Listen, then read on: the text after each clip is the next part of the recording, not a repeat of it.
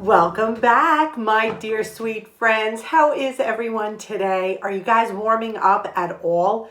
I think we're in the 30s today. I know. How excited are we? We're enjoying it. I hope this video finds you well. My name is Emmy. My husband is Paul, and this is our channel, Frugal Money Saver.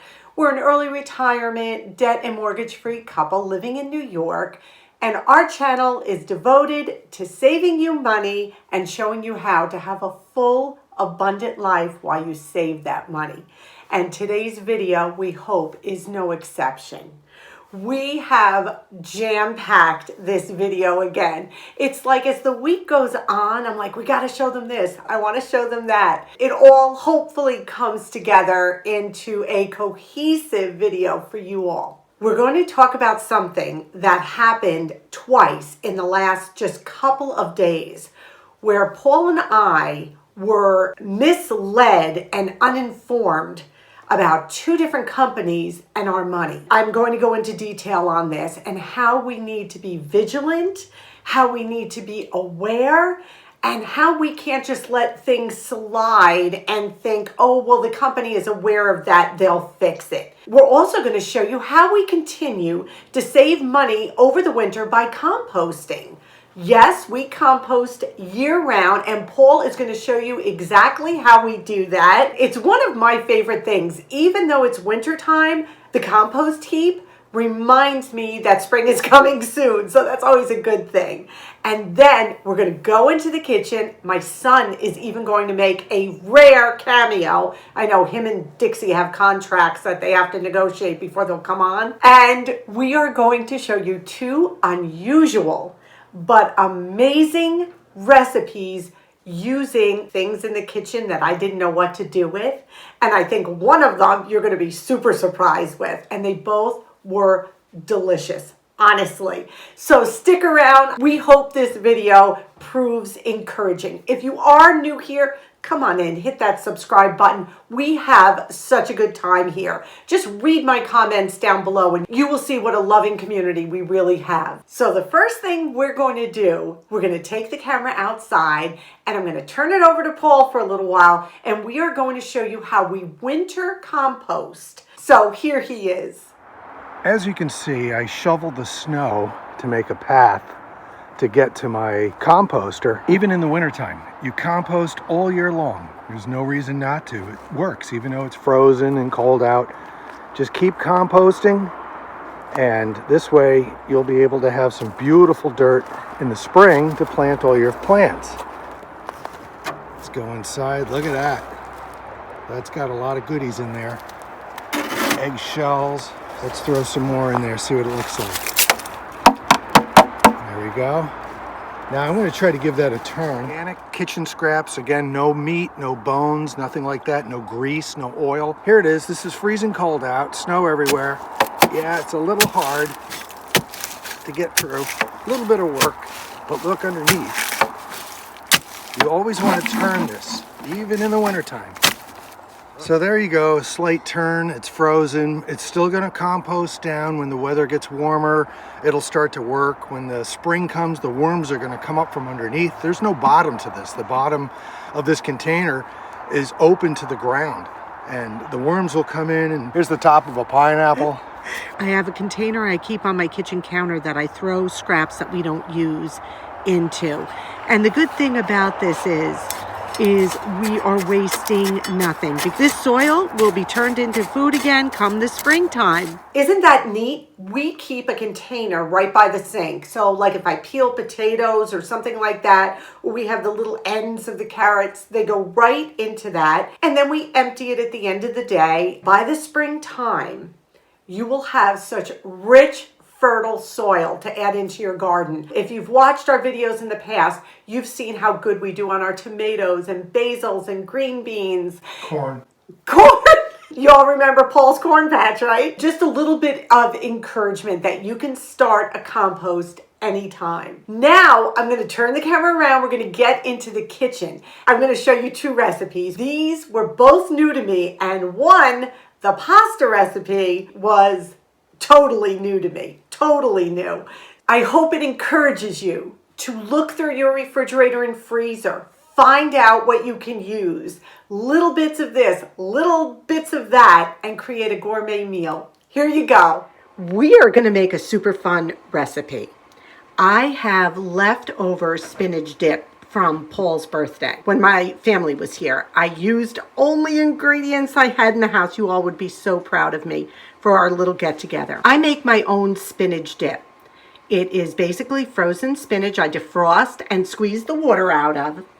I add a container of sour cream, about 16 ounces of sour cream, half a cup of mayo. Instead of a package of soup mix that a lot of people use that's got so much salt and MSG in it, I just add everything but the bagel seasoning, and it comes out so good. But I have some left over. What to do with it? And I also have leftover grated cheese. This is pepper jack that I had used in another recipe, and we grated too much. And this is going to dry out if I don't use it. So we're going to come up with a super fun recipe. You all ready for this? I have a greased casserole dish right here. My son is actually filming for me. Say hello. Hello. And we are going to add to this greased casserole dish 1, 2, 3, 4, just about 5 cups of cooked pasta. This is cavatappi pasta. Now to this pasta, you know where I'm going with this, right everybody? You do know where I'm going. We are going to take the spinach dip and we are going to add it. This is just like if you were to make a creamy pasta dish with spinach. So I'm just going to mix this together. I just want to make it clear that I had about a half a bowl of the spinach dip left. If you have more, you're going to add more pasta. If you have less, you're going to add less. Eyeball it. You'll know. You all are such good cooks. Now, what do you think? I think this is going to be great. I mean, I was thinking, why not? Now, what I'm going to do is take this leftover cheese and I'm going to put it over the top. And now I'm going to do is take it, put it in a 350-degree oven just till it's heated through. Maybe 15, 20 minutes. And I am going to put the cover on this as well. And we'll check back and see how it is. Ooh, it looks good. The real test is going to be how it tastes. Let's see. Oh, wow. It looks creamy, delicious. Let's see. Dinner, and we're having cheeseburgers, homemade applesauce, and this spinach pasta bake that I just concocted. It smells delicious, but we'll take a taste test and see. All right, here we go. How is it? Really good. Is it really? Mm-hmm. What does it taste like? Creamy. Yeah. Which is good.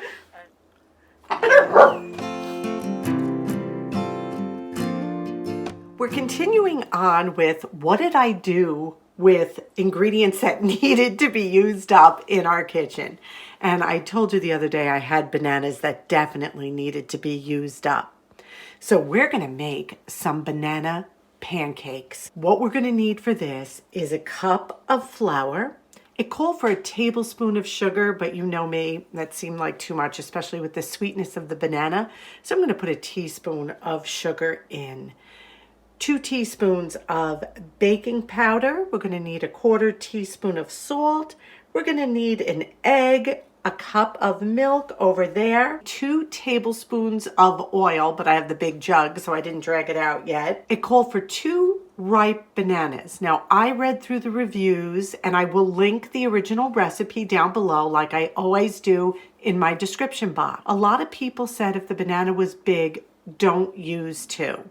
So I have 1 and about a half that I also had. So I'm using 1 1/2 bananas. Depending on your size, if they're small, then you may want to use 2. I'm going to put in a 1/2 teaspoon of vanilla and a 1/2 teaspoon of cinnamon. And I think this is going to be such a wonderful cold weather breakfast. So I just took the bananas and I mashed them thoroughly. You want to get any lumps out. Mine were so ripe, and as soon as I started mashing them, they just basically dissolved. So that's a good thing. So you just want to make sure you get all those lumps out of those bananas. Now to this, I'm going to add my egg, my 1 cup of milk, 2 tablespoons of a mild flavored oil. I'm using vegetable oil, and about a half a teaspoon of vanilla. And I am just going to whisk this all together until it's incorporated. Now it's said to mix the dry ingredients in another bowl. I'm going to do something a little bit different. Sometimes I do this. I'm just going to put a strainer on top of the wet ingredients. Saves me from washing another bowl. What I'm going to do is I am going to hold this so it doesn't fall in. I'm going to put my 1 cup of flour, my teaspoon of sugar, my 1/4 teaspoon of salt, my 2 teaspoons of baking powder, and about a half a teaspoon of cinnamon. And then what I'm going to do is this. Just makes it a little easier, and I'm not having to dirty another bowl. And now I'm just going to fold this all together.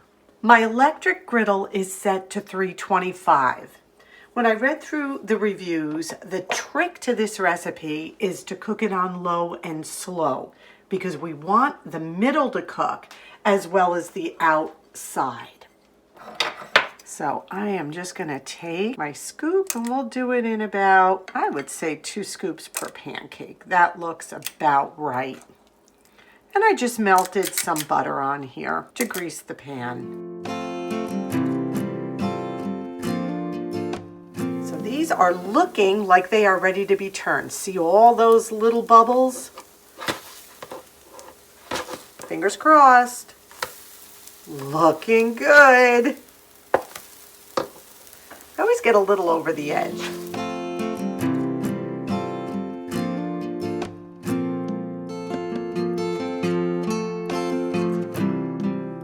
I'm going to lower the heat even a little bit more now to 300. This is an older griddle. We have had this for years, right, Paul? Oh, yeah, no. So this side always seems to cook a little bit quicker than this side. I just want to make sure they're cooked inside as well as outside. I think these are done. I just let them cook for a couple of more minutes. These look beautiful. Now we're just going to serve them with a little butter and syrup, and we'll cut one open, let you see the inside. Oh yeah, this worked. You can see the little holes, which means it's light and fluffy. These look delicious. We'll let you know how they are. Did you love our son? I was lucky I got that from him. I was like, come on, Si, take a bite. And he's like, oh, Mom. But it's always fun to have him here. We do that once a week. We do dinner and a movie. And that pasta recipe was really good. Hands down. Wasn't it good? Did you enjoy it? Yeah, it was really good. I hate to see it. It's gone. I know. I want more. It was really tasty. And it's so funny because do you eat the cold spinach dip? No, I do not like the cold spinach dip on with chips or whatever. I never eat it. And it was so funny when I reheated it, he ate 2 helpings. So you never know. You never know.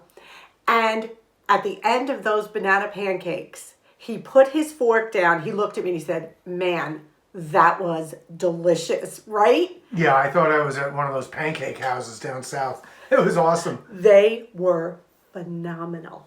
Make them phenomenal. Really, really good. Oh, leave out the sugar, right? Yeah, you don't even need the sugar. The bananas made it so sweet as it is. I'm glad you cut back on the sugar, actually. I wouldn't put any sugar in. I don't think it'll make a difference in the recipe. It was so good. Now, let's get down to some financial talk. This is not about company bashing. This is not what this is.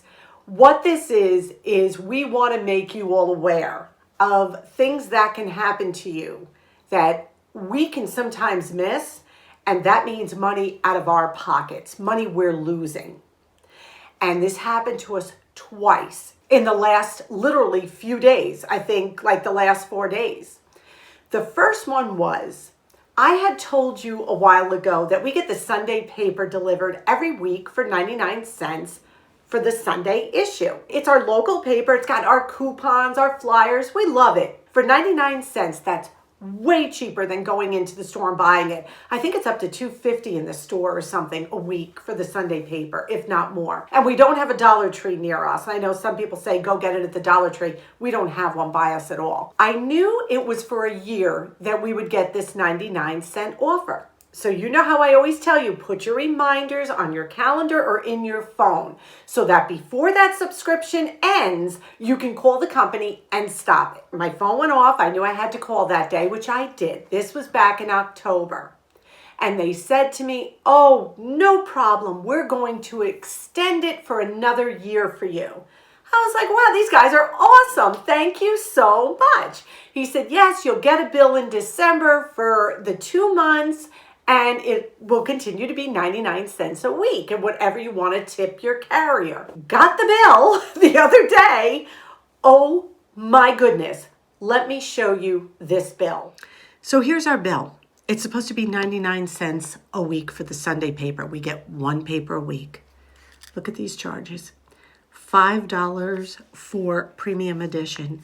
$5 for a premium edition. Thanksgiving edition. $5. Premium edition 1 for Christmas. Premium edition 2 for Christmas.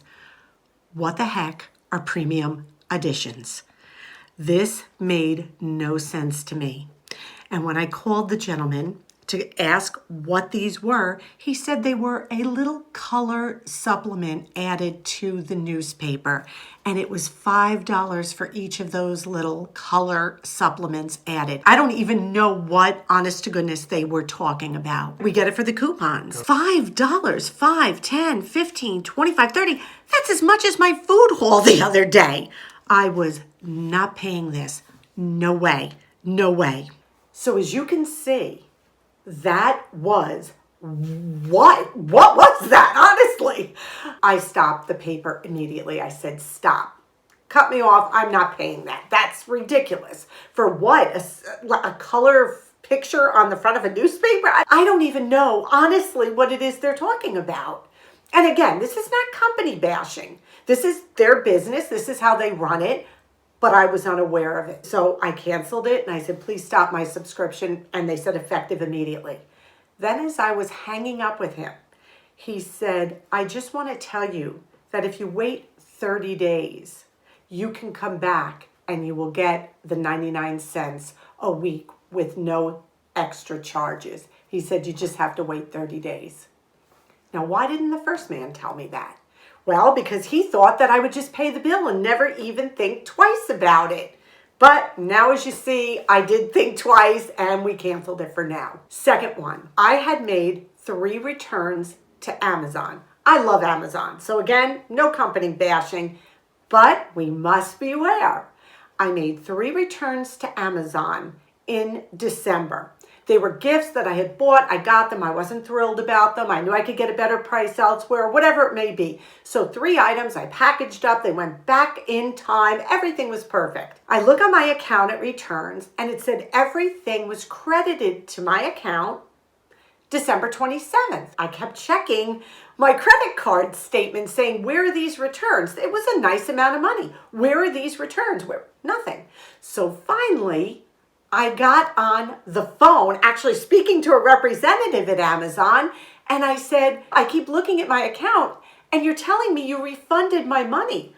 Where is this? It's not on my credit card. They said, oh, no, we gave you an Amazon credit for it. It's attached to your account, so next time you buy something here, it's already there, and you won't have to pay for it. Excuse me? Hello? I don't want a credit. What if I don't buy something for 6 months? I want my money back. Amazon has now taken the money I paid them, put it toward a credit in my Amazon account. So next time I buy something, it will be there. No, I want the money back. What if I never buy anything from Amazon again? I got them on the phone and he said, oh, yes, I see. Here they all are in your account. They're credits for you to use. I said, I want the money back on my credit card. Oh, okay, no problem. Very cordial, very nice. I got a letter saying they applied it back to my credit card. If I wasn't vigilant, that money would have just sat in Amazon's account. That money would have just sat there. They would have held on to it as a credit. And I did not want a credit, nor did they tell me they were going to give me a credit. So these are things we need to be aware of. This is our money. It's not their money. If we choose to spend our money with these companies, and again, they're great companies, no bashing, this is their policy. But we need to be aware of these policies. I would rather have the money in my pocket than them hold it for me, if you understand what I mean. So that's just a little heads up. Be diligent, be aware, check your bills. This is our money, and right now we need to be the best stewards we can of it. We hope this video was helpful. I know we crammed a lot into it again, but I hope it was encouraging and that you could take away a little gold nugget somewhere in the video for yourself to use. We thank you for being here. You are such a blessing and an encouragement to us. You all are kicking this no spend January, and we are so proud of you. So proud of you. Give us your wins down below. Don't lose momentum. Don't lose momentum. It is the 14th of January. We're halfway there. Keep going. Give us those wins down below. We had 2 wins. We stopped the newspaper and we found our Amazon money. So all in all, they were 2 really good wins. And we haven't bought anything since our shopping haul, so that's good. We ask you to be well. We ask you to stay safe. Subscribe if you haven't. Please give this a big thumbs up. It helps us so much. We love you. We appreciate you. And above all, we wish you blessings. Until our next video, bye-bye.